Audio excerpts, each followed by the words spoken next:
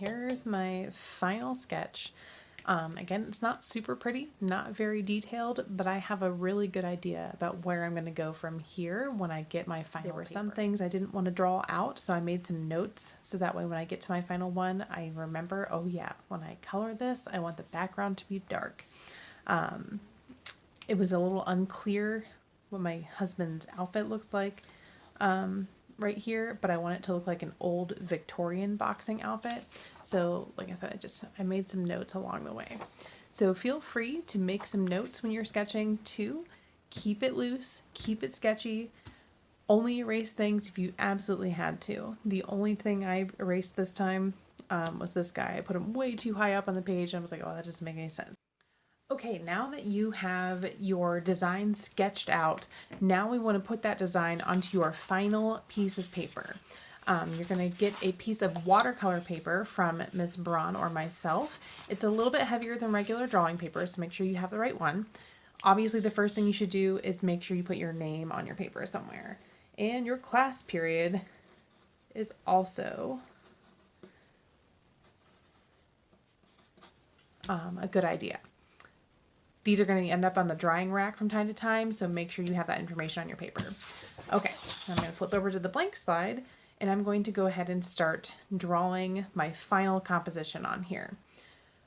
I want to take note of all the things I liked from my first sketch, and as I'm still placing things on this paper, the number one rule is to make sure that you are drawing lightly. You may want to have an eraser in your hand. If you have a large one, awesome. If you need to borrow one, Miss Braun and I have some you can borrow. But you want to make sure that you're not putting too heavy of marks down for a couple reasons. Number one, you want to make sure that if you accidentally put down a mark that you are not happy with, that you can erase it without any problem. This paper is kind of thick, so if you are pressing really hard and you get a lot of graphite into that paper, it can be really hard to get those mistakes out of your paper. It also can leave like a groove in your paper that's hard to ink over later on. So that's why, number one, you want to draw lightly. The second reason is you want to make sure that you can later on erase the pencil lines that are showing underneath your Sharpie marks, because eventually we want to see no pencil. So the least amount of pencil marks you can start with, the better. Here's a real quick tip about drawing lightly. A lot of us tend to grab our pencils way far down by where the graphite comes out. It might be uncomfortable at first, but if you kind of choke back on your pencil and like physically loosen up your grip a little bit, it'll let your pencil just sort of drag around without you having to press on it. It takes some getting used to, but if you've ever seen an artist that just kind of like draw really fast and it seems really effortless, part of it is because they're not using so much effort to actually push on the tip of their pencil. So just try loosening up and holding your pencil further back towards the eraser while you're drawing.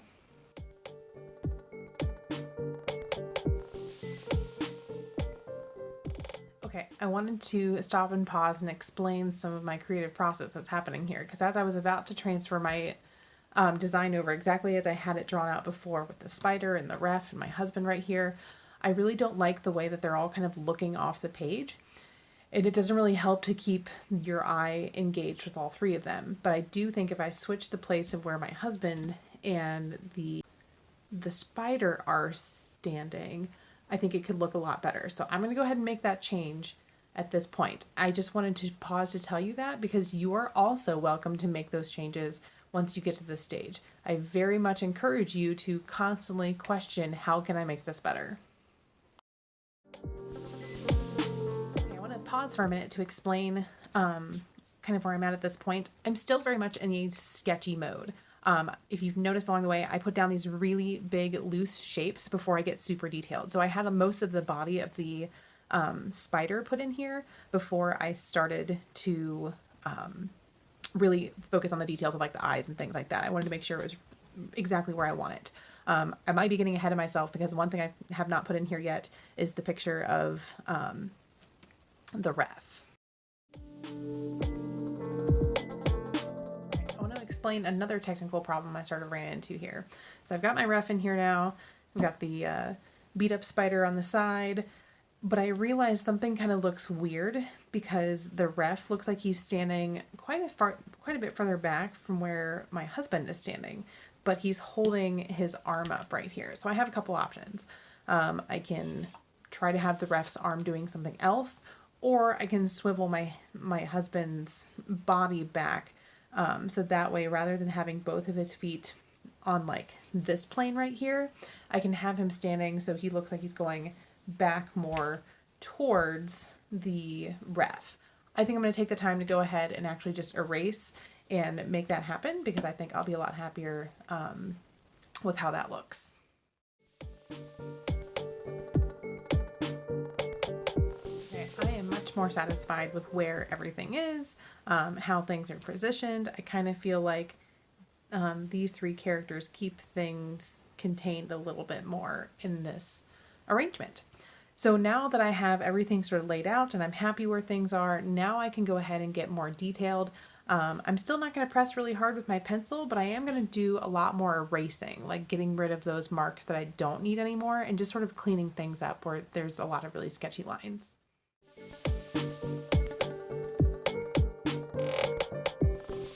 Okay, overall, I am really happy with how this is going so far. I like my composition. Now what I'm going to do is go over my pencil lines with Sharpie, but I'm also going to use the Sharpies to fill in some of the darker values and things that I maybe want to add a little texture to. We are also going to be adding a wash of ink with a paintbrush later on. So this is just sort of like any sort of linear details that you want to see. And this is a great time to add in some of that very Tim Burton-y texture. Let me find an example here.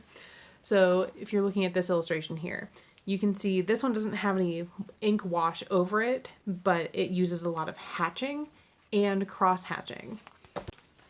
If you're looking at these characters, you can see a lot of that sort of scribbly texture, as well as the hatching and cross-hatching that we've seen in other illustrations too. You don't have to just use hatching and cross hatching. If you wanted to use like a cool swirly design or something, you can do that. If you have really hairy creatures, the Sharpie is a great way to add to that texture in. Usually when we're drawing, I'm like, don't draw every hair. But in Tim Burton world, it's actually really good to go ahead and draw all that texture in. So that's what the Sharpie is really good for. So I'm just going to use my creative license here. And I'm going to start with my ultra fine permanent marker, mostly because I can always go back and add more marker if I want to, but this allows me to kind of ease into it.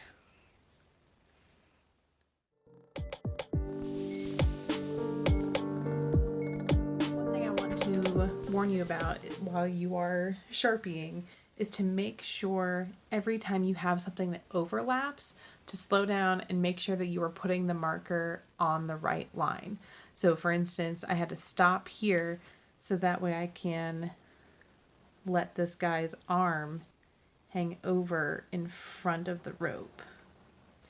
Same thing here, like when I get the rope to the ref, I want to stop so I don't accidentally draw through it and then keep drawing. And then I have another intersection. I want to make sure, does the rope go behind or in front of the spider's arm? I make sure it looks like it goes behind. I'm also going to just sort of lighten up my line right here. There's a lot of chaos happening. And then I'm going to continue drawing solid this way.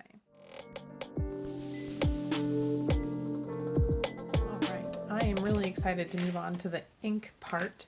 I want to show you why I've left some of these areas white. With the ink, you can spread sort of a nice light wash all over the place, and it also creates some really interesting texture, just like watercolor. The ink, however, can get really, really, really, really dark. So I do want to leave some space in the background to do that. I did just remember that I actually wanted to have some little like flash blobs back here, you know, kind of like where like the flash from cameras. So I think I'm going to have some of those in the background. But I do want to leave the white space around it so that way I can ink it. And same thing here. I think I'm going to do, I might even do like a little texture or something with the ink in a really light way. But I do want to show it going dark to light as it's coming towards us. Okay, lastly, I want to clean my picture up before I move on to the ink wash. So I want to take my eraser and go back through and take out all of these extra pencil lines. And you can safely go over your Sharpie lines once your Sharpie is completely dry. So if you just drew with the Sharpie, you might want to give it a minute. All right, after I erased everything, it made a lot more clear what had ink on it already. So there were some lines I accidentally erased, so I went ahead and filled those back in with Sharpie.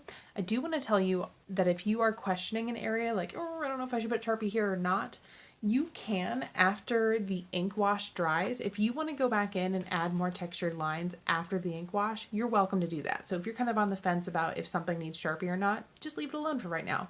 And then you can make that choice after you do your ink wash.